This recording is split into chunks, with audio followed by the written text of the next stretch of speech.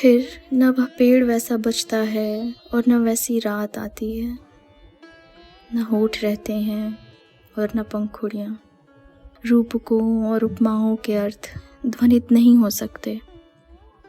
कार्तिक जा चुका है और ये पौष की रातें हैं जिनसे सामना है।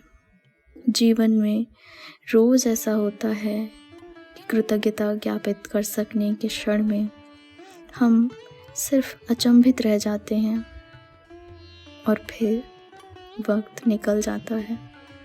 बाद में तुम पाते हो कि वे आदमी और वे जगहें ध्वस्त हो चुकी हैं या इतनी बदल गई हैं कि उन्हें धन्यवाद देना किसी अजनबी से कुछ कहना होगा।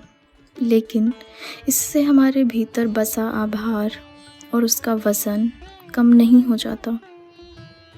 एक निगाह, एक हाथ और एक शब्द ने यहाँ तक जीवित चले आने में हर एक की मदद की है।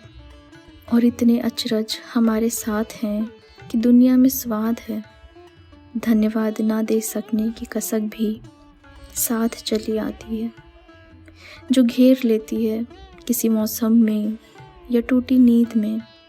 जिन्हें तुम धन्यवाद देना चाहते हो उन्हें अब खोजना भी मुश्किल है, और जो सामने हैं उसके बरक्स तुम फिर अचकचाए या सकुचाए खड़े रहते हो। हालांकि कई चीज़ें तुम्हारी भाषा नहीं समझती। पतझड़, झरने, चाय की दुकान और अस्पताल की बेंच।